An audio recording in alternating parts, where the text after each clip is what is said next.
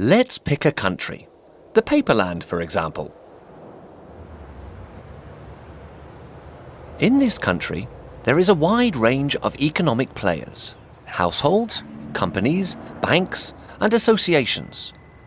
Like you, they have to manage their budget, balancing on one side their revenues, on the other their expenses.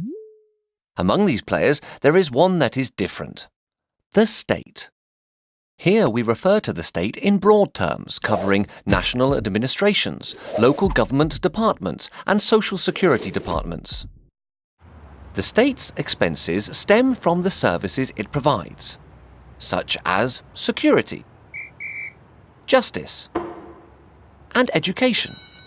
It also pays benefits, such as pensions, and it partly covers healthcare costs. The state also receives revenues. Mainly, they consist of taxes on economic activity to finance spendings which benefit to the community. Everyone needs to take part in the common effort, so taxes are compulsory. This is not the only way in which the state is different. If you think about it, the state is potentially immortal. It can never die, nor go out of business, even if it can't pay back its debt. And think about its size. Its expenses and revenues account for a large share of the country's wealth. By the way, who drives the state budget?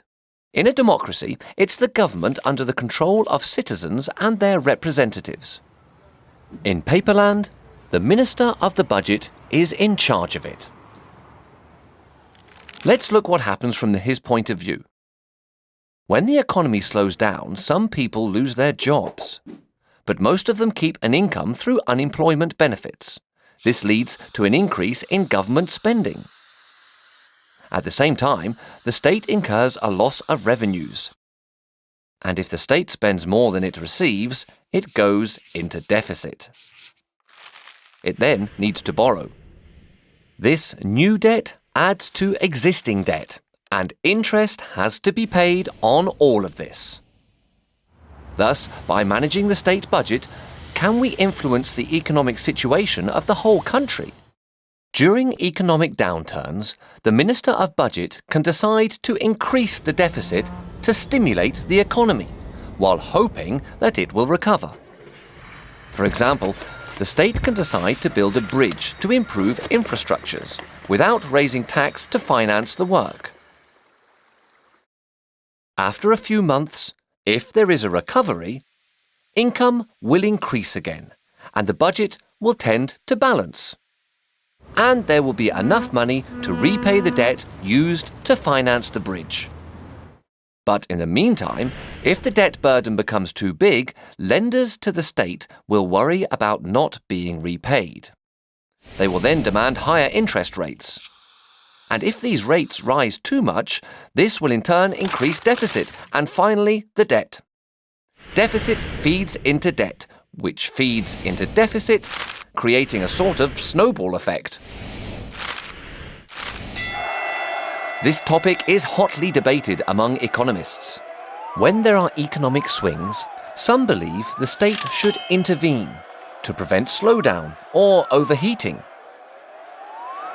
Others believe in leaving be, as state intervention could contribute to distort economic activity, for example, by acting at a wrong moment when a recovery is already underway. And still others recommend financing investments, which could increase the long-term economic potential of the country. In practice, the effects of these policies vary greatly between countries and periods. For the state, managing its budget means being careful about its financial balance, while adapting to the economic situation of the country. This requires fine-tuning, anticipation, and forward thinking. And all this needs to be done under the watchful eye of its citizens, because the state budget is everyone's business.